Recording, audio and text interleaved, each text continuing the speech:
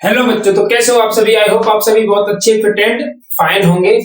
आज का टॉपिक है अपना विद्युत धारा का चुंबकीय प्रभाव। ठीक है, आई होप आपका ये शायद लास्ट चैप्टर है, चैप्टर 4 है, सॉरी चैप्टर 4 है विद्युत धारा का चुंबकीय प्रभाव।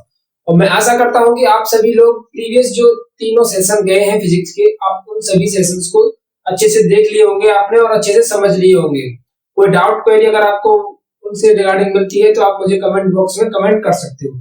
और डिस्क्रिप्शन में जो लिंक है उसकी सहायता से आप टेलीग्राम पर जाकर वहां से इनके प्रॉपर नोट्स डाउनलोड कर सकते हो। आपको लिखने की जरूरत नहीं है कि आप वीडियो को पॉज करो, लिखो, टाइम वेस्ट करो, इसकी कोई जरूरत नहीं है। आपको वहां पर पीडीएफ की फॉर्म में आपको नोट्स मिल जाएंगे, तो आप वहां पर जाकर नोट्स डाउनलोड कर सकते हो।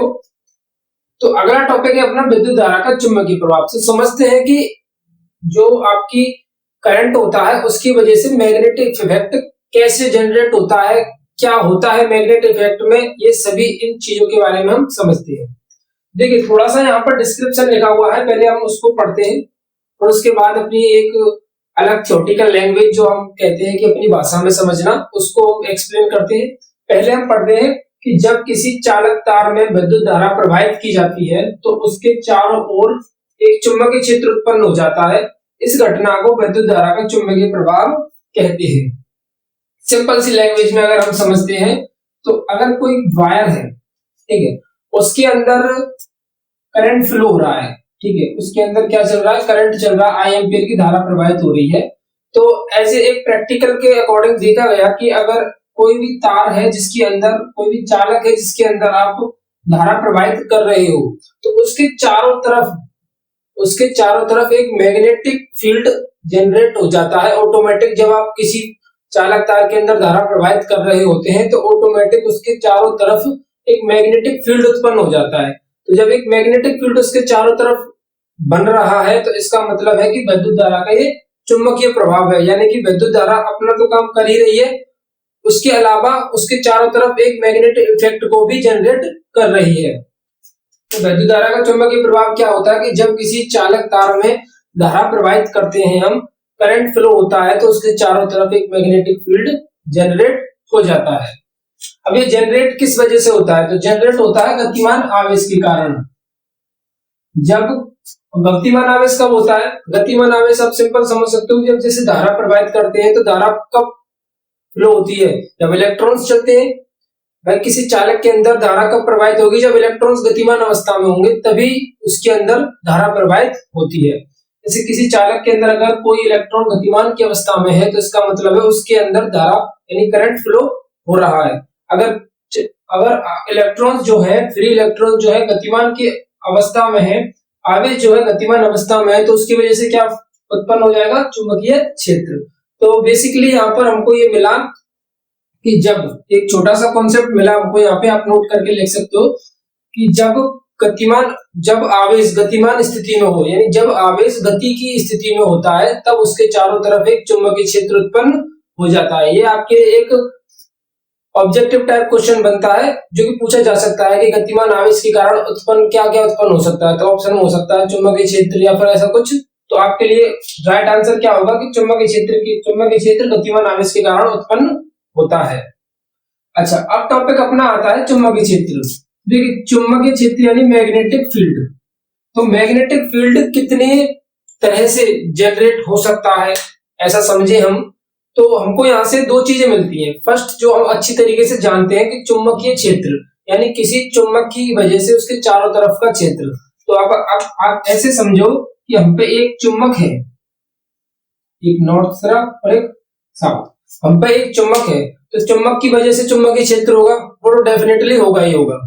ठीक है, तो चुंबकीय क्षेत्र कितने कारण से हो सकता है, तो चुंबकीय क्षेत्र दो कारणों से हो सकता है। पहला तो चुंबक की वजह से ही चुंबकीय क्षेत्र, और दूसरा जो भी हमने पढ़ा कि विद्युत धारा की गतिमान अवस्था यानी विद्युत धारा, कोई चालक के अंदर अगर विद्युत धारा है और वो प्रवाहित हो रही है तो उसके चारों तरफ क्या होगा, चुंबकीय क्षेत्र। यानी चुंबकीय क्षेत्र दो तरीके से प्राप्त किया जा सकता है। फर्स्ट किसी चुंबक की वजह से ही चुंबकीय क्षेत्र, जो कि एक रूट समझ सकते हो कि चुंबकीय क्षेत्र कहां से, चुंबक की वजह से।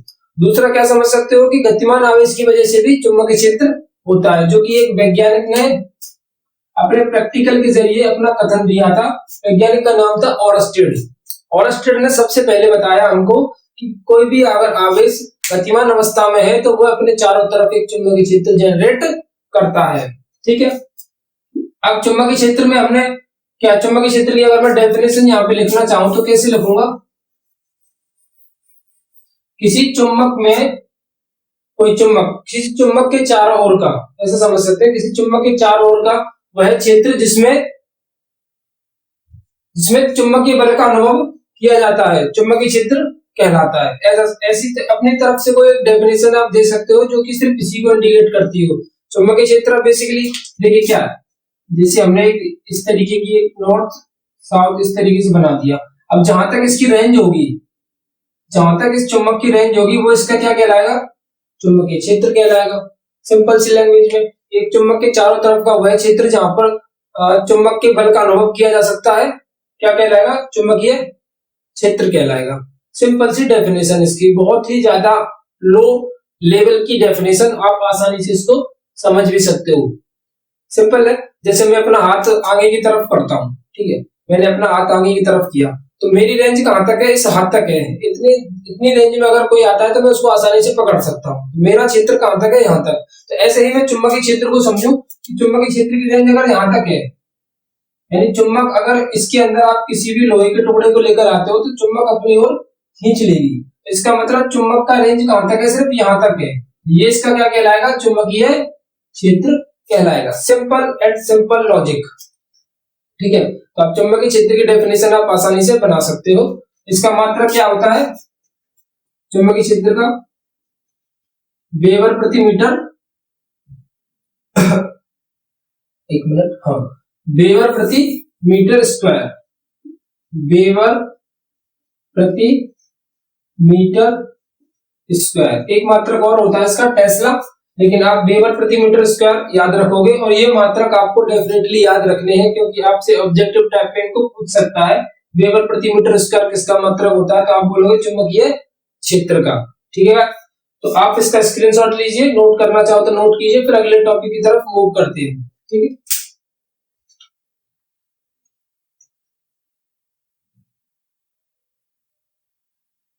चलिए अब है अपना अगला टॉपिक है चुंबकीय बल रेखा। चुंबकीय बल रेखा क्या चीज है, देखिए पहले से थोड़ी सी एक लोकल लैंग्वेज में समझने की कोशिश करते हैं। चुंबकीय बल रेखा क्या चीज है, मैं यहाँ पर एक फिगर बना रहा हूं, उसको समझने की कोशिश करेंगे। देखिए ये नॉर्थ साउथ एक चुंबक है। अब ये एक चुंबक है, इस चुंबक के पास अगर मैं कोई भी एक, इस मान के चलिए एक लोहे का छोटा सा टुकड़ा, लोहे का, इसके पास लेकर आता हूं तो क्या होता है कि जैसे ही इसकी रेंज में आएगा, चुंबकीय क्षेत्र में आएगा वो लोहे का टुकड़ा, तो ये चुंबक क्या है, अपनी ओर इसको खींच लेगी। क्या करेगी, अपनी ओर खींच लेगी। जब चुंबक के क्षेत्र के अंदर किसी लोहे को टुकड़े को लाते हैं तो चुंबक क्या करती है, अपनी ओर उसको खींच लेती है। तो ऐसा क्या हुआ, देखिए ऐसा क्या है इस चुंबक में और इस डिस्टेंस के बीच में, देखिए कुछ तो दूरी है, यहां से अगर यहां तक एक चुंबक इसको अपनी ओर खींच लेती है तो इतना जो बीच का जो डिस्टेंस है, इसमें ऐसा कुछ तो है जिससे चुंबक इसको अपने पास खींच लेती है। ऐसा कुछ तो है ना इसके अंदर, समझने की कोशिश कीजिए कि इसकी रेंज के भीतर जैसे ही मैं इसको लेकर के आता हूँ, इस टुकड़े को, एक लोहे का टुकड़ा है मेरे पास, इसको जैसे ही मैं इसको लेकर आता हूँ ये उसको अपनी ओर खींच लेती है। तो ऐसे पूरी जो खाली जो रेंज पड़ी हुई है जिसमें हमको कुछ भी नहीं दिखाई देता, बस इसको ये अपनी ओर खींच लेती है। हमको नहीं पता कि इसके अंदर ऐसा क्या है, इसके अंदर कैसा क्या है, पर लेकिन कुछ ना कुछ तो ऐसा है जिससे ये लोहे का टुकड़ा इसकी ओर जैसे इसकी रेंज में चला आ रहा है तो इसको अपनी ओर खींच लेती है। तो इसके अंदर कुछ ना कुछ तो ऐसा है जिससे ये इस टुकड़े को खींच लेती है। तो वो क्या चीज है जो हमको नग्न आंखों से नहीं दिखता है, हमको क्या है, हमारी नंगी आंखों से नहीं दिखता, लेकिन उसके चारों तरफ एक ऐसा एक वक्र के टाइप का सा एक ऐसी रेखाएं है जो अपनी ओर खींच लेती है।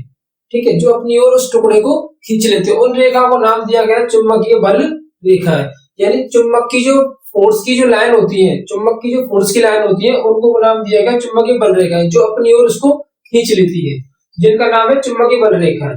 चुंबकीय बल रेखाएं वे काल्पनिक रेखाएं यानी इमेजिनरी लाइंस हैं जो आपको नहीं दिखती, वे काल्पनिक रेखाएं होती हैं जो उस स्थान पर चुंबकीय बल का अनुभव कराती हैं। यानी कि इस रेंज में चुंबकीय बल का हमको अनुभव हो रहा है कि यहाँ चुंबक की पावर है, यहाँ तक चुंबक की कैपेसिटी है, यहाँ से जैसे ही रेंज में जाएंगे तो उसको चुंबक खींच लेगी। तो चुंबकीय बल रेखा क्या है? वे काल्पनिक रेखा है जिनमें हम चुंबकीय बल का अनुभव करते हैं। ठीक है, चुंबकीय क्षेत्र क्या है? एक सदिश राशि है। ठीक है, सदिश राशि और अदिश राशि आई होप आपको पता होगा, नहीं पता तो मैं आपको बताता हूँ। लेकिन सदिश राशि और अदिश राशि, सदिश राशि वो राशि होती है जिसमें परिमाण के साथ साथ दिशा की भी जरूरत होती है। परिमाण के साथ साथ यानी कि इसकी जो क्वांटिटी है वो तो होनी चाहिए, लेकिन उसका डायरेक्शन भी उसको हमको पता होना चाहिए। जिसमें डायरेक्शन होता है वो सदिश राशि होती है, जिसमें डायरेक्शन नहीं होता है वो क्या होती है? आपकी अदिश राशि होती है। अब चुंबकीय बल रेखाओं के गुणों को समझते हैं कि चुंबकीय बल रेखाओं में ऐसी क्या प्रॉपर्टीज हैं जो कि स्पेसिफिक है, उनके अंदर अलग अलग है। ठीक है, यह बल रेखाएं सदैव चुंबक के उत्तरी ध्रुव से निकलती हैं तथा वक्र बनाती हुई ध्रुव में प्रवेश करती है। यानी कि यह बल रेखाएं जो है हमेशा नॉर्थ साइड से निकलती है, इधर से निकलेंगी और ऐसे एक गोला किसी आकृति बनाती हुई, जैसे इसमें क्या है, एक सर्कल सा बनाएंगी, इसे निकलेंगी इधर जाएंगी, ऐसे निकलेंगी इधर जाएंगी, तो यानी नॉर्थ से निकलती हुई साउथ की तरफ इसमें अंदर प्रवेश कर जाती है, इसके अंदर प्रवेश कर जाती है। और ऐसे ही एक सर्कल सा बनता चलता है इस तरीके का, ऐसे जाएंगी और इसमें से घुस जाएंगी, ऐसे जाएंगी इसमें ऐसे घुस जाएंगी, ऐसे ही नीचे की तरफ है इस तरीके से जाएंगी, नॉर्थ से इसमें घुस जाएंगी, और इस तरीके से जाएंगी इसमें घुस जाएंगी। ठीक है, पर लेकिन एक चीज का विशेष ध्यान रखेंगे, ये कभी भी जो लाइंस है एक दूसरे पर ओवरलैप नहीं करती। ओवरलैप मतलब कि एक लाइन दूसरी लाइन के ऊपर नहीं कटती है। अगर ऐसा होगा तो फिर ये सदिश राशि नहीं होगी। अब सदिश राशि है तो पक्की बात है ऐसा नहीं होता, क्योंकि अगर एक दूसरे को कट करेंगी तो वहां पर एक टेंजेंट और बनाई जा सकती है। एक टेंजेंट जब आपस में कट करेंगी ना तो एक और स्पर्श रेखा खींची जा सकती है, जो कि ऐसा संभव नहीं है। फिर इसकी दो डायरेक्शन हो जाएंगी। इसका मतलब है कि ये जो बल रेखाएं हैं आपस में कभी भी कट नहीं करती, एक दूसरे पर ओवरलैपिंग नहीं होती, अपने अपने मार्ग में सीधी सीधी सिंगल सिंगल अकेली चलती हैं। तो क्या पता चला यहाँ से कि यह बल रेखाएं सदैव उत्तरी ध्रुव से निकलकर दक्षिण ध्रुव की तरफ प्रवेश करती हैं और अंदर की ओर चली जाती हैं। चुंबकीय बल रेखाएं एक दूसरे को कभी नहीं काटती, जो भी हमने आपको बताया कि एक चुंबकीय बल रेखाएं एक दूसरे को कभी नहीं काटती हैं। इसकी भी आपको डिस्क्रिप्शन में लिंक है, वहां पर जाइएगा, वहां से आप टेलीग्राम पर पहुंचोगे, टेलीग्राम पर से आपको इसकी पूरी पीडीएफ, पूरी क्लास की पीडीएफ जो है आपको पूरा प्रॉपर मिल जाएगी। ठीक है, एक समान चुंबकीय क्षेत्र में बल रेखाएं परस्पर समांतर व बराबर दूरियों पर होती हैं। ये एक अच्छा टॉपिक है कि एक समान चुंबकीय क्षेत्र में बल रेखाएं, एक समान चुंबकीय क्षेत्र का मतलब कि ऐसा क्षेत्र है जहां पर आपको बराबर फोर्स देखने को मिलता है। एक समान चुंबकीय क्षेत्र, इसके चारों तरफ समान चुंबकीय क्षेत्र हो, ना तो कहीं ज्यादा ना ही कहीं कम। तो एक समान चुंबकीय क्षेत्र होगा तो वहां पर जो बल रेखाएं हैं परस्पर समांतर और बराबर डिस्टेंस पर होंगी, यानी कि जिनकी जो बीच की डिस्टेंस है कैसी होगी? बराबर होगी। ठीक है ना, तो एक दूसरे से बराबर दूरियों पर होंगी। तो आई होप आपको ये चुंबकीय बल रेखा वाला जो फंडामेंटल है वो क्लियर हुआ। अब अगले टॉपिक पर चलते हैं, आप इसका स्क्रीनशॉट लेना चाहो तो ले सकते हो।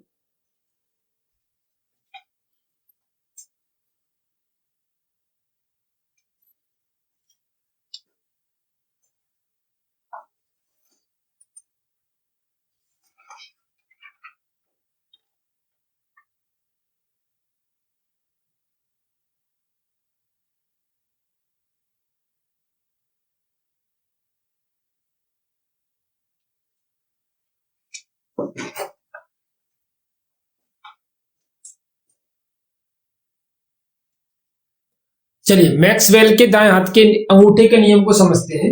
मैक्सवेल के दाएं हाथ के अंगूठे का नियम क्या है? इस नियम के अनुसार यदि हम अपने दाएं हाथ में एक सीधे धारावाही चालक, दाएं हाथ में एक सीधे धारावाही चालक, मान लीजिए मेरे ये चालक है और उसको दाएं हाथ में मैंने इस तरीके से पकड़ लिया है। ठीक है, दाएं हाथ में एक सीधे धारावाही चालक को इस प्रकार पकड़े कि उंगलियां तार पर लिपटी हो। जैसे मान लीजिए कि ये तार है, इस तरीके से मैंने इसको पकड़ लिया है, इसको इससे बदल देता हूं। ठीक है, इस तरीके से मैंने इसको पकड़ लिया और ये क्या है? उंगली जो तार पर पूरी तरीके से लिपटी हुई है। ठीक है, तार पर लिपटी हो वह अंगूठा धारा की दिशा में हो और जिस तरफ तार में करंट फ्लो हो उस तरफ मैं अंगूठे की साइड को कर दूं। तो लिपटी हुई उंगलियां की दिशा चुंबकीय बल रेखाओं की दिशा को प्रदर्शित करेगी। इसका मतलब मैक्सवेल के दाएं हाथ के अंगूठे का नियम, पहले तो ये समझ लीजिए कि मैक्सवेल के दाएं हाथ के अंगूठे का नियम यूज किसके लिए किया जाता है। ऐसा कॉन्सेप्ट एक ऑब्जेक्टिव टाइप क्वेश्चन बन सकता है कि मैक्सवेल के दाएं हाथ के अंगूठे का नियम का उपयोग कहाँ होता है। तो इसका उपयोग होता है चुंबकीय क्षेत्र के जानने में, चुंबकीय क्षेत्र कहाँ पे दिखाएगा, चुंबकीय क्षेत्र की बल रेखाओं की दिशा को प्रदर्शित करेगा कि किधर चुंबकीय क्षेत्र है, किधर चुंबकीय क्षेत्र की दिशा किधर है। अगर इस तरीके से मैं पकड़ लूं, चुंबकीय बल रेखा ये है, ठीक है। अगर धारा की दिशा नीचे की तरफ हो तो चुंबकीय बल रेखाओं की दिशा किधर होगी, जिस तरफ मेरी उंगली मुड़ी हुई है, यानी इसके चारों तरफ इस तरीके से होगी। अगर धारा की दिशा नीचे की तरफ है तो इसकी चारों तरफ इस तरीके से चुंबकीय क्षेत्र की दिशा होगी। चुंबकीय क्षेत्र की दिशा किस तरफ होगी, जहां मेरी उंगलियां इस तरीके से मुड़ी हुई हैं। तो एक बार और पढ़ते हैं कि इस नियम के अनुसार यदि हम अपने, इसको आप एक बार समझ के अपने आप लिख सकते हो कि इस नियम के अनुसार यदि हम अपने दाएं हाथ के अंगूठे दाएं हाथ में एक सीधे धारावाही चालक को इस प्रकार पकड़े, सीधे धारावाही चालक को इस प्रकार पकड़े कि उंगलियां तार पर लिपटी हो, उंगलियां कैसी हो, तार पर इस तरीके से लिपटी हुई हो व अंगूठा धारा की दिशा में हो, तो लिपटी हुई उंगलियां की दिशा चुंबकीय बल रेखाओं की दिशाओं को प्रदर्शित करेगी। तो लिपटी हुई जिस तरीके से मैंने उंगलियों को इस तरीके से लिपटाया हुआ है, तो ये जो उंगलियां हैं चुंबकीय बल रेखाओं की दिशा को प्रदर्शित करेगी। बहुत छोटा सा नियम है और बहुत आसानी से समझा जा सकता है। आप अपने हाथ में इस तरीके से पकड़ लीजिए जिस तरीके से कहना चाहता है, आपको आसानी से समझ में आ जाएगा मैक्सवेल के दाएं हाथ के अंगूठे का नियम। और इसका उपयोग कहां करते हैं, चुंबकीय बल रेखाओं की दिशा को ज्ञात करने के लिए। ये कॉन्सेप्ट आपके लिए अच्छा निकल कर आता है। एक नंबर के क्वेश्चन के लिए बहुविकल्पीय क्वेश्चन आपको पूछा जाए कि मैक्सवेल के दाएं हाथ के अंगूठे का नियम आप यूज कहां करते हो, तो चुंबकीय बल रेखाओं की दिशा को पता करने के लिए कि चुंबकीय बल रेखाओं की दिशा किधर की तरफ है, उसके लिए मैक्सवेल के दाएं हाथ के अंगूठे का नियम यूज किया जाता है। तो आप इसको लिख सकते हो, स्क्रीनशॉट ले सकते हो। फिर आगे की टॉपिक की तरफ चलते हैं जो कि अपना चुंबक का है, जिसमें हम एक धारावाही चालक पर फोर्स की डिफाइन करेंगे कि कितना बल उस पर लगता है। प्लीज गाइस आप इसका स्क्रीनशॉट लीजिए।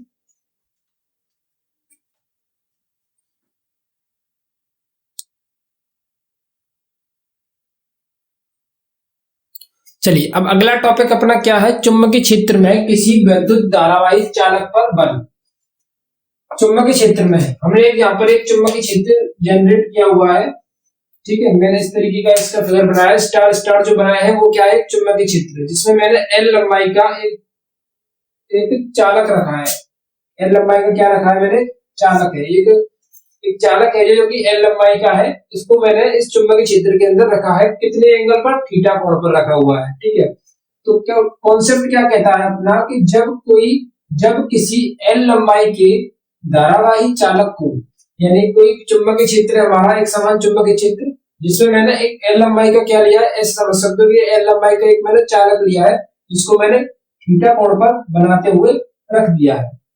लंबाई कितनी है इसकी, एल। जब किसी एल लंबाई के धारावाही चालक को बाह्य चुंबकीय क्षेत्र यानी एक्सटर्नल आपका अलग से चुंबकीय क्षेत्र बनाया हुआ है, जिसके अंदर मैंने इसको इस तरीके से पुट कर दिया है। तो क्या होगा कि जब बाह्य चुंबकीय क्षेत्र में रखा जाता है तो बाह्य चुंबकीय क्षेत्र के कारण धारावाही चालक पर एक बल लगता है। अब क्या होगा कि इसके अंदर चुंबकीय क्षेत्र है और जैसे मैं इसको पुट करूंगा इसके अंदर, तो इस पर एक फोर्स लगेगा, यानी कि इस हिस्से को ये इस तरीके से दबाने की कोशिश करेगा और इस हिस्से को इस तरीके से उठाने की कोशिश करेगा। तो इसका मतलब इस पर एक फोर्स काम करेगा, एक बल काम करेगा इसके ऊपर। इस चुंबकीय क्षेत्र की वजह से इस चालक के ऊपर एक बल कार्य करेगा। तो बाह्य चुंबकीय क्षेत्र के कारण धारावाही चालक पर एक बल कार्य करता है। बल यानी हम यहाँ पर लिख सकते हो फोर्स, एक एफ कार्य करता है जो चालक को विस्थापित करता है, यानी जो चालक को क्या करता है, गतिमान अवस्था में लाने का कोशिश करता है। विस्थापित यानी इसको अपनी जगह से हटाने की कोशिश करता है। तो वो चुंबकीय बल कितना है, तो अपना फॉर्मूला है इसमें F बराबर आई बी एल साइन थीटा, जहां आई क्या है, प्रवाहित धारा, ठीक है। आई क्या है, इसमें प्रवाहित धारा, कितने एम्पीयर की इसके अंदर धारा प्रवाहित हो रही है। बी क्या है आपका, चुंबकीय क्षेत्र, बी क्या है आपका चुंबकीय क्षेत्र। एल क्या है आपकी, एल है आपकी चालक की लंबाई, चालक की लंबाई। और थीटा क्या है आपका, थीटा है आपका बाह्य चुंबकीय क्षेत्र और चालक के मध्य का कोण, जो मैंने यहाँ पे ये थीटा इस तरीके से लिया हुआ है। तो फॉर्मूला बनकर आता है आपका कि जब कोई बाहरी चालक यानी कोई आपका एक चालक है चुंबकीय क्षेत्र के अंदर रखा हुआ है, धारावाहिक चालक को जब एक चुंबकीय क्षेत्र के अंदर रखता हूं तो उस पर चुंबकीय क्षेत्र की वजह से एक बल कार्य करता है। वो बल कितना होता है, F बराबर IBL sin थीटा। मेरे साथ बोलो, F बराबर IBL sin थीटा, F बराबर IBL sin थीटा। अब आपको याद हो गया, F बराबर IBL sin थीटा। अब देखिए स्टूडेंट्स, इसकी कुछ कंडीशन बन सकती है। फर्स्ट कंडीशन ऐसा समझ सकते हो कि अब थीटा कितना हो, 0 डिग्री का हो। थीटा कितना हो, 0 डिग्री का, मतलब कि जिस तरीके से जिस तरफ इसका चुंबकीय क्षेत्र की दिशा है उसी तरफ मैं चालक को रख दूं, जिस तरफ चुंबकीय क्षेत्र की दिशा है उसी तरफ मैं चालक को रख दूं तो क्या होगा, जिस कोण 0 का मतलब है इधर चुंबकीय क्षेत्र की दिशा इधर है, ऐसे ही मैंने इसको इस चालक को मैंने इस तरीके से रख दिया, चुंबकीय क्षेत्र की दिशा भी इधर है और चालक को भी मैंने इस तरीके से रख दिया, तो क्या इस पर कोई बल कार्य करेगा, क्योंकि बल रेखा है तो कैसे काम कर रही है, इस तरीके से काम कर रही है, बल रेखा इस तरीके से काम कर रही है, तो इस पर कोई भी बल कार्य नहीं करेगा। इसका मतलब थीटा कितना है, इसका 0 है, यानी चुंबकीय क्षेत्र के साथ ये कोई भी कोण नहीं बना रहा है, चुंबकीय क्षेत्र के साथ ये किसी भी तरीके का कोण नहीं बना रहा है, क्योंकि जिस डायरेक्शन में चुंबकीय क्षेत्र है उसी डायरेक्शन में मैंने इसको रख दिया है, तो कोई भी कोण नहीं बना रहा है। इसका मतलब IBL sin 0, और sin 0 का मान क्या होता है, 0। इसका मतलब ये हुआ, हमको यहाँ से ये पता चला कि जब धारावाही चालक को चुंबकीय क्षेत्र की दिशा में रख दिया जाता है तो उस पर कोई भी बल कार्य नहीं करता है। बराबर कितना निकल कर आया अपना, 0। तो यहाँ से एक छोटा सा टॉपिक निकल कर आता है कि जब थीटा का मान 0 होता है तो चुंबकीय क्षेत्र के अंदर धारावाही चालक पर कोई भी बल कार्य नहीं करता, क्योंकि वहां एंगल 0 है। इसका मतलब उस चालक को चुंबकीय क्षेत्र की डायरेक्शन में ही रखा गया है। सेकंड डायरेक्शन अगर बात करूंगा कि थीटा बराबर 90 डिग्री, इसका मतलब अब इसको बिल्कुल परपेंडिकुलर, यानी कि डायरेक्शन इसकी इधर है चुंबकीय क्षेत्र की, और मैंने चालक को बिल्कुल ऐसे रख दिया है, तो अब इस पे पूरा फोर्स काम करेगा, क्योंकि इसके बीचों बीच में से होकर के बल रेखा जा रही है, इसका मतलब इस पर पूरा फोर्स काम करेगा। तो थीटा की वैल्यू कितनी होगी, 90। तब इस पे क्या होगा, F बराबर IBL sin 90, और sin 90 का मान कितना होता है, आई होप आपको नहीं दिख रहा हो, तो IBL sin 90 का मान कितना होता है, 1। तो कितना फोर्स काम करेगा, IBL ओनली कितना काम करेगा, IBL, जो कि क्या होगा, मैक्सिमम होगा। तो अगर थीटा की वैल्यू 90 होती है, यानी कि जब कोई चालक को चुंबकीय क्षेत्र के लंबवत रखा जाता है तो उस पर कितना बल कार्य करता है, अधिकतम। और जब कोई चालक को चुंबकीय क्षेत्र के समांतर रखा जाता है तब उस पर कार्य कितना करता है, बल बिल्कुल 0, यानी कि न्यूनतम। ये आपको याद रखना है, उसको समझना है। आप पॉइंट टू पॉइंट नोट करके लिख सकते हो। मैं आपको बोल रहा हूं कि जब आप लिख सकते हो कि जब किसी चालक को चुंबकीय क्षेत्र के समांतर रखा जाता है तब उस पर चुंबकीय बल बिल्कुल कार्य नहीं करता, अर्थात F बराबर 0 होता है। तथा जब धारावाहिक चालक को चुंबकीय क्षेत्र के लंबवत रखा जाता है तब उस पर अधिकतम बल कार्य करता है, अर्थात F बराबर IBL। प्लीज स्टूडेंट आप इसका स्क्रीनशॉट लीजिए, बहुत अच्छा एक्सप्लेनेशन था इसके रिगार्डिंग कि किसी भी चुंबकीय क्षेत्र में अगर चालक को रख देता हूं तो उस पर कितना फोर्स काम करता है। अब अगले टॉपिक पर बात करते हैं, आप इसका स्क्रीनशॉट लीजिए।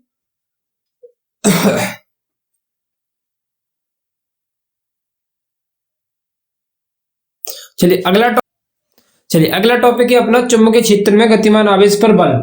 ये ठीक उसी के जैसा है जैसा अभी हमने थोड़ी देर पहले एक कॉन्सेप्ट पढ़ा था कि चुंबकीय क्षेत्र में धारावाही चालक पर बल, ठीक उसी के जैसा है ये। इसमें क्या है कि जैसे ही हम किसी चुंबकीय क्षेत्र के एक्सटर्नल चुंबकीय क्षेत्र है जिसको मैंने स्टार से रिप्रेजेंट किया है, जैसे हम किसी चुंबकीय क्षेत्र में किसी आवेश को एंटर कराते हैं किसी एंगल थीटा पर, यानी कोई कोण है, मान लीजिए 30 के कोण पर, 7 के कोण पर, जैसे ही हम इसको एंटर कराते हैं तो स्वाभाविक है कि जब चुंबकीय क्षेत्र के अंदर कोई चीज आती है तो वो अपना प्रभाव तो दिखाएगा ही, यानी उस पर बल लगाएगा। जैसे ही वो उस पर बल लगाता है तो कितना बल लगाता है इसकी हमको कैलकुलेशन करनी पड़ती है। जो कि एक फॉर्मूले के जरिए होगी, और वो क्या फॉर्मूला आपका Q V V sine theta. जहां ये वैल्यूज क्या है, क्यू क्या है आपका आवेश है, कितना आवेश इसके अंदर एंटर हुआ था, वी क्या है इसका वेलोसिटी यानी वेग है, कितनी स्पीड से इसके अंदर गया था, और वी क्या है इसका चुंबकीय क्षेत्र है, चुंबकीय क्षेत्र है। ठीक है, और थीटा तो आपको एंगल पता ही है। अब अगर थीटा की वैल्यू बार बार चेंज हो जाए, जैसे मान के चलो कि थीटा की वैल्यू 0 डिग्री हो, कितनी हो 0 डिग्री, यानी कि जैसे मैंने इसको आवेश को इसके समांतर एंटर कराया, इसके समांतर यानी जिस डायरेक्शन में चुंबकीय क्षेत्र था उसी डायरेक्शन के अंदर मैंने उसी तरीके से, जैसे ये था उसी डायरेक्शन में इसी तरीके से मैंने इसके पैरेलल यानी इसके समांतर, चुंबकीय क्षेत्र के समांतर, ऐसा लिख देता हूं मैं चुंबकीय, ठीक पहले की जैसे कॉन्सेप्ट है, जैसे अभी 2 मिनट पहले आपको उसमें समझाया था धारावाही चालक के अंदर, चुंबकीय क्षेत्र के समांतर। अगर चुंबकीय क्षेत्र के समांतर है तो थीटा का मान कितना होगा 0, क्योंकि एंगल बनेगा ही नहीं। अच्छा, एंगल नहीं बनता है तो ये बराबर क्यू बी वी साइन 0 हो जाएगा, और साइन 0 हो जाएगा तो इसका मतलब ये पूरा टोटल 0, यानी कि कोई भी चालक या कोई भी आवेश अगर चुंबकीय क्षेत्र के समांतर प्रवेश करता है तो डेफिनेटली फोर्स कुछ भी नहीं लगेगा, 0 ही होगा। अगर इसी बात को मैं ऐसे कहूं कि थीटा बराबर 90 यानी कि लंबवत प्रवेश करता है, लंबवत प्रवेश करता है, तो क्या रहेगा मैक्सिमम, क्योंकि साइन 90 का मान कितना होता है 1 होता है, तो एफ की वैल्यू कितनी हो जाएगी मैक्सिमम हो जाएगी। तो इसको आप स्क्रीनशॉट लेंगे या नोट कर लीजिए। उसके बाद अगले टॉपिक पर चलते हैं, फ्लेमिंग के बाएं हाथ का नियम, सॉरी दाएं हाथ का नियम।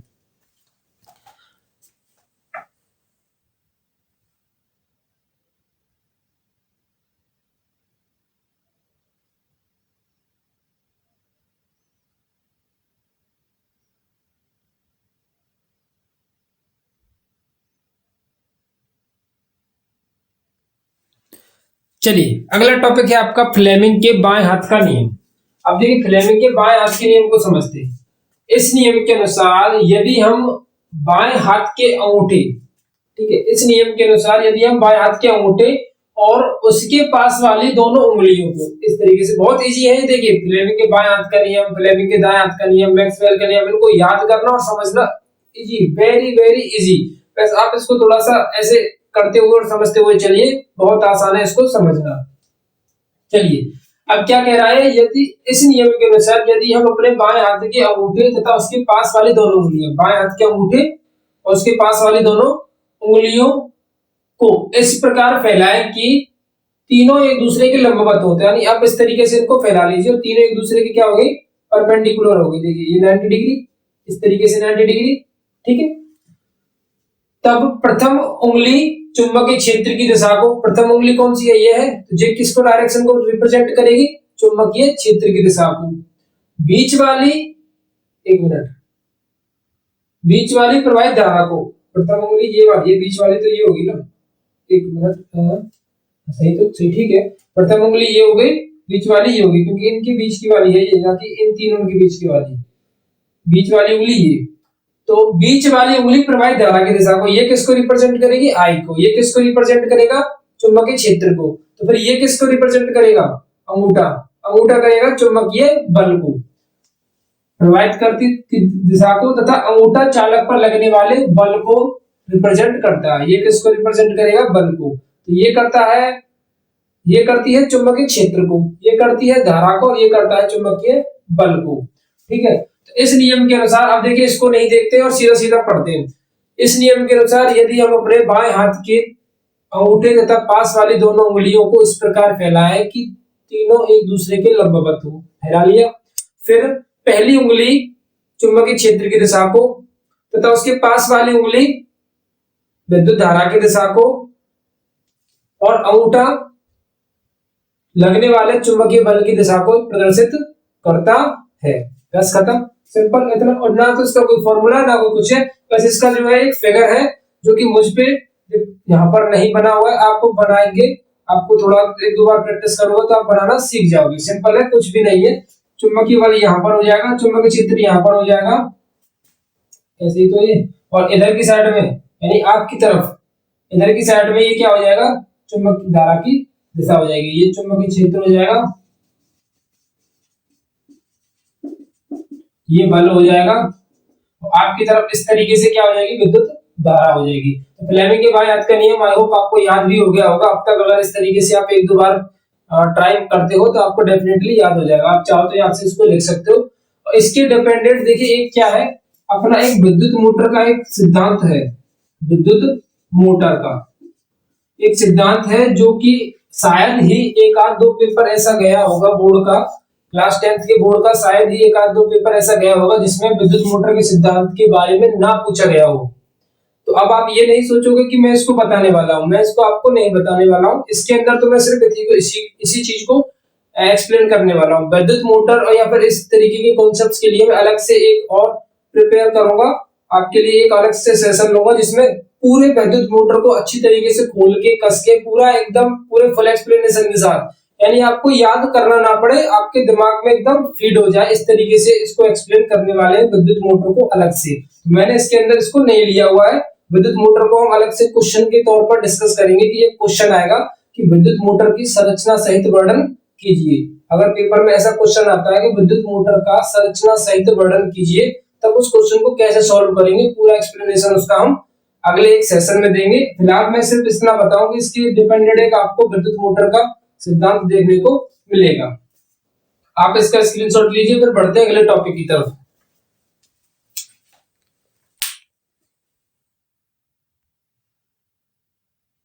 विद्युत चुम्बकीय प्रेरण तथा प्रेरित विद्युत भागफल। अब अगला टॉपिक क्या है, विद्युत चुम्बकीय प्रेरण तथा प्रेरित विद्युत भागफल। परिवर्ती चुंबकीय क्षेत्र द्वारा विद्युत भागफल तथा विद्युत धारा के उत्पन्न होने की घटना को विद्युत चुम्बकीय प्रेरण कहते हैं। इसका मतलब कि जैसे ही हम चुंबकीय क्षेत्र, परिवर्ती चुंबकीय क्षेत्र यानी कि चुंबकीय क्षेत्र जो होता है उसके अंदर अगर हम परिवर्तन करते हैं, उसके अंदर अगर हम परिवर्तन करते हैं तो उसके कारण क्या होता है, विद्युत भागफल उत्पन्न होता है। विद्युत भागफल उत्पन्न होता है तो उसकी वजह से क्या होती है, विद्युत धारा उत्पन्न होती है। तो उत्पन्न होने की जो घटना होती है, यानी कि जैसे हमने चुंबकीय क्षेत्र में परिवर्तन किया, चुंबकीय क्षेत्र में परिवर्तन मतलब जैसे कभी ज्यादा किया, कभी कम किया, कभी ज्यादा किया, यानी कुल मिला के उसके फ्लक्स में परिवर्तन किया, उसकी बल रेखाओं में परिवर्तन किया। जैसे चुंबकीय क्षेत्र की बल रेखाओं में हम परिवर्तन करते हैं, कभी बल रेखाएं ज्यादा गुजरती हैं, कभी बल रेखाएं कम गुजरती हैं। जैसे ही चुंबकीय क्षेत्र में हम परिवर्तन करते हैं तो उस पूरे परिपथ में वैद्युत भागफल उत्पन्न हो जाता है, और वैद्युत भागफल की वजह से क्या उत्पन्न हो जाती है, वैद्युत धारा। अगर सर्किट कंप्लीट है तो वैद्युत धारा उत्पन्न होगी, सर्किट कंप्लीट नहीं है तो वैद्युत धारा उत्पन्न नहीं होगी। तो परिवर्तित चुंबकीय क्षेत्र के द्वारा वैद्युत भागफल उत्पन्न होता है, फिर वैद्युत धारा उत्पन्न होती है। तो इस घटना को जैसे ही उत्पन्न होते हैं, उस जो कॉन्सिडेंट होता है, जो घटना होती है, जो इवेंट होती है, उसको हम कहते हैं विद्युत चुम्बकीय प्रेरण, यानी किसी की वजह से प्रेरण होना विद्युत चुम्बकीय प्रेरण कहलाता है। परिवर्तित चुंबकीय क्षेत्र, इसमें डेफिनेशन आप सीधी याद रखोगे कि परिवर्तित चुंबकीय क्षेत्र के कारण उत्पन्न विद्युत भागफल तथा विद्युत धारा को विद्युत चुम्बकीय प्रेरण कहते हैं।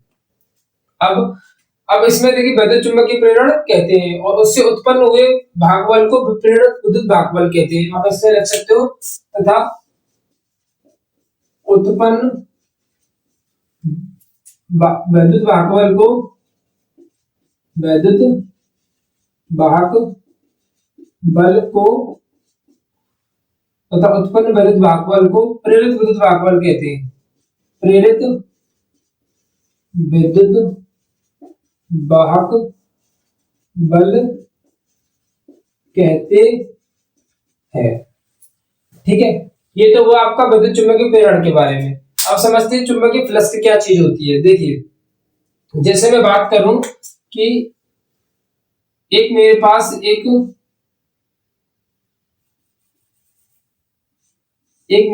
एक चुंबक है N और S, जिसमें से क्या है, बल रेखाएं निकलेंगी। इसमें से क्या निकलेंगी, बल रेखाएं निकलेंगी। इस तरीके से बल रेखाएं निकलेंगी।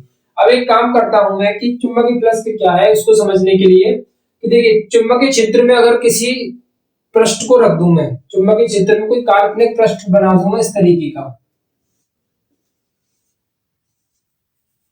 चुंबकीय क्षेत्र में मैंने काल्पनिक पृष्ठ बना दिया। अब ये क्या है, एक चुंबकीय क्षेत्र में रखा हुआ है, तो इससे क्या निकलेंगी, इससे होकर के बल रेखाएं बाहर निकलेंगी। इससे होकर के क्या बल रेखाएं बाहर निकलेंगी, बाहर की तरफ निकलेंगी। तो जितनी बल रेखाओं की संख्या बाहर की तरफ निकलती है, यानी किसी चुंबकीय क्षेत्र में किसी काल्पनिक पृष्ठ से अभिलंबवत गुजरने वाली बल रेखाओं की संख्या को चुंबकीय फ्लक्स कहते हैं। ये डेफिनेशन जो मैं आपको बोल रहा हूँ वो आपको नोट्स के अंदर सब कुछ अवेलेबल हो जाएगा, बस मैं इसको एक्सप्लेनेशन के साथ समझाता हूँ कि जैसे ही चुंबकीय क्षेत्र के अंदर किसी काल्पनिक पृष्ठ को मैं रख देता हूं तो उसमें से जितनी भी बल रेखाएं बाहर जाएंगी, ठीक है, जैसे मैं इसके अंदर एक जैसे यहाँ से बल रेखा निकल रही है, ऐसा समझता हूँ यहाँ पर एक बल रेखा निकल रही है, इसके सामने मैं एक पृष्ठ लगा देता हूँ इस तरीके का। तो अब ये बल रेखा इस पृष्ठ से होकर के निकलेंगी, तो जितनी भी निकलेंगी 10, 20, 50, 100, 1000, 2000, लाख, जितनी भी निकलेंगी, जितनी भी वो निकलेंगी उसका वो चुंबकीय फ्लक्स कहलाएगा। तो अब आप डेफिनेशन कैसे लिखोगे? डेफिनेशन ऐसे लिखोगे कि चुंबकीय क्षेत्र से चुंबकीय क्षेत्र में अगर किसी काल्पनिक पृष्ठ को रख दिया जाए तो उससे गुजरने वाली बल रेखाओं की संख्या को, अभिलंबवत गुजरने वाली बल रेखाओं की संख्या को चुंबकीय फ्लक्स कहते हैं। इसको रिप्रेजेंट किससे करते हैं? फाई से। किससे रिप्रेजेंट करते हैं? फाई से रिप्रेजेंट करते हैं। फॉर्मूला क्या होता है? फाई बराबर बी ए कॉस थीटा। यहाँ कॉस थीटा क्या है कि अगर इस पृष्ठ को अगर हम किसी कोण पर रखते हैं तो यहाँ पर एक एंगल काम करेगा अपना कॉस थीटा। बी क्या है? आपका चुंबकीय क्षेत्र है। ए क्या है? आपका पृष्ठ का क्षेत्रफल है। बी तो है आपका चुंबकीय क्षेत्र, ए क्या है? आपका पृष्ठ का क्षेत्रफल, ठीक है। बी चुंबकीय क्षेत्र है, ए पृष्ठ का क्षेत्रफल है। अगर इसका हम मात्रक बनाना चाहें तो कैसे बनाएंगे? मात्रक देखिए, बी जो है चुंबकीय क्षेत्र उसका होता है वेबर प्रति मीटर स्क्वायर, ठीक है, और इसका क्या होता है? Metre square. मीटर स्क्वायर से मीटर स्क्वायर कट जाएगा तो बचेगा कितना? वेबर। तो इसका मात्रक क्या होगा? चुंबकीय फ्लक्स का मात्रक हो जाएगा आपका वेबर, ठीक है। एक मिनट, ठीक है। चुंबकीय फ्लक्स का क्या मात्रक हो जाएगा? आपका वेबर हो जाएगा। फॉर्मूला क्या निकल कर आया? फाई बराबर बी ए कॉस थीटा। फाई बराबर बी ए कॉस थीटा। तो प्लीज इसका आप स्क्रीनशॉट लीजिए, फिर नेक्स्ट टॉपिक की तरफ मूव करते हैं। क्या है अपना नेक्स्ट टॉपिक?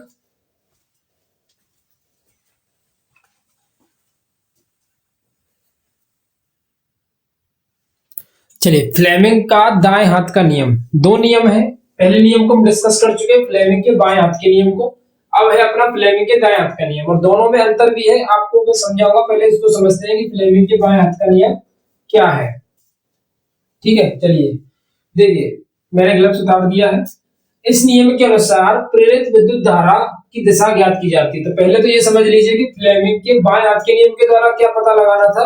फ्लेमिंग के बाएं हाथ के नियम के द्वारा हम क्या पता लगाते थे कि चुंबकीय बल की दिशा, चुंबकीय बल किस दिशा में लगेगा, फ्लेमिंग के बाएं हाथ के नियम के अनुसार। लेकिन फ्लेमिंग के दाएं हाथ के नियम के अनुसार हम किस चीज के पता लगाते हैं? फ्लेमिंग के दाएं हाथ के नियम के अनुसार हम पता लगाते हैं प्रेरित धारा की दिशा को। इसके अनुसार यदि दाएं हाथ का अंगूठा, दाएं हाथ का अंगूठा उसके पास की तर्जनी उंगली तथा बीच की उंगली, तर्जनी उंगली ये वाली और बीच की उंगली ये वाली, तीनों को उसी तरीके से रख लेते हैं जिस तरीके से बाएं हाथ के नियम में रखा था, एक दूसरे को परपेंडिकुलर, ठीक है, को परस्पर लंबवत रखें तो तर्जनी उंगली चुंबकीय क्षेत्र की दिशा को, ये वाली किसको दिखाएगी? चुंबकीय क्षेत्र को। जैसा कि बाएं हाथ में भी चुंबकीय क्षेत्र को यही दिखाती थी, ये भी चुंबकीय क्षेत्र को दिखाएगी, ठीक है। और अंगूठा किसको दिखाएगा? चालक की गति की दिशा को। अंगूठा क्या दिखाएगा आपको? चालक की गति की दिशा को। तो जो बीच वाली उंगली है वो किसको दिखाएगी? प्रेरित धारा की दिशा को, जिसकी हमको पता लगानी है कि प्रेरित धारा की दिशा किधर होगी। तो एक बार इसको ना देखते हुए पहले इसके अकॉर्डिंग समझते हैं। इस नियम के अनुसार यदि हम अपने दाएं हाथ की अंगूठे तथा तर्जनी उंगली, अंगूठे, तर्जनी उंगली तथा मध्यमा उंगली को इस प्रकार फैलाएं कि तीनों एक दूसरे के लंबवत रहे, तो तर्जनी उंगली चुंबकीय क्षेत्र की दिशा को तथा अंगूठा चालक की गति की दिशा को बताता है, तो मध्यमा उंगली आपकी प्रेरित विद्युत धारा की दिशा को प्रदर्शित करेगी। बस सिंपल इतना लिख दिया, आपका दाएं हाथ का नियम क्या हो गया? कंप्लीट हो गया। इतना ही इसके अंदर लिखना है, इससे ज्यादा कुछ भी नहीं लिखना है आपको। इस नियम के अनुसार प्रेरित विद्युत धारा की दिशा ज्ञात की जाती है। इसके अनुसार यदि यदि दाएं हाथ के अंगूठे तथा उसके पास की तर्जनी उंगली तथा बीच की उंगली को परस्पर लंबवत रखें तो तर्जनी उंगली चुंबकीय क्षेत्र की दिशा में, अंगूठा चालक की गति की दिशा में हो तो मध्यमा उंगली चालक में धारा की दिशा को बताएगी। ठीक है, अगला टॉपिक क्या है अपना? अगला टॉपिक है डिस्ट धारा। डिस्ट धारा मतलब डीसी करंट, जो आपकी बैटरियों में जो होता है ना, बैटरी के अंदर होता है, वो डिस्ट धारा होती है, डीसी करंट होता है। तो डिस्ट धारा क्या होती है? डिस्ट धारा यानी वह वैद्युत धारा जिसका परिमाण तथा दिशा समय के साथ परिवर्तित नहीं होती, क्या कहलाती है? आपकी डिस्ट धारा कहलाती है। डिस्ट धारा का उपयोग किसमें होता है? डायनामो में। डायनामो, देखिए हमारे पास अब दो टॉपिक निकल कर आ चुके हैं, एक तो निकल कर आया वैद्युत मोटर, एक निकल कर आया डायनामो, जिसको मैं अगले सेशन में डिस्कस करने वाला हूँ बहुत ही विस्तार से, इससे आपको कोई भी दिक्कत नहीं आएगी, क्योंकि ये डायनामो हुआ और एक वैद्युत मोटर हुआ, एक जनित्र हुआ, ये दो तीन टॉपिक ऐसे हैं जो आपके पेपर में फ्रिक्वेंटली बार बार पूछे जाते हैं, तो आपके लिए बहुत ज्यादा मोस्ट इंपोर्टेंट है ये, तो आपको इनको पढ़ना है, जिसको मैं अलग से सेशन में अच्छे से समझाऊंगा। इसकी कमेंट नहीं करना चाहता, मैं थ्योरी को थ्योरी के ही सेपरेट में रखना चाहता हूँ। तो डिस्ट धारा क्या है? डिस्ट धारा यानी वैद्युत धारा, वह वैद्युत धारा जिसका दिशा और परिमाण समय के साथ परिवर्तित नहीं होते, तो वो क्या कहलाती है आपकी?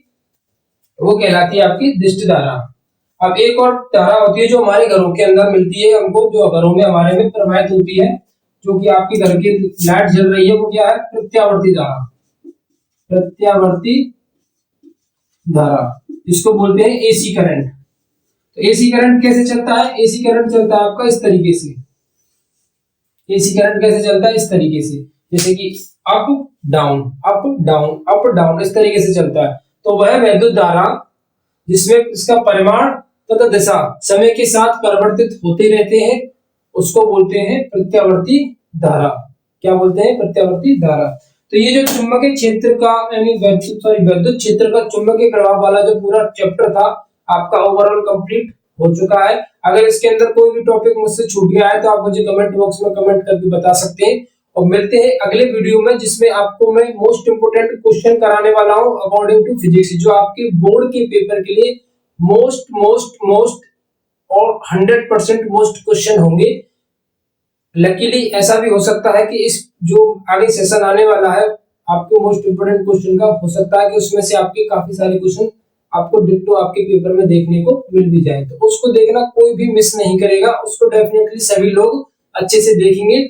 और इसमें अगर आपको कोई थ्योरी में अगर आपको कोई टॉपिक ऐसा रह गया है जो आपको समझ में नहीं आया था, जो आपके मेरे से पढ़ाने से रह गया, आपको समझ में भी नहीं आया था, तो आप मुझे कमेंट करके बता सकते हो, मैं उसको दोबारा एक्सप्लेन कर दूंगा। डोंट वरी रहिएगा, ऐसा नहीं है कि मैं दोबारा आपको नहीं बताऊंगा।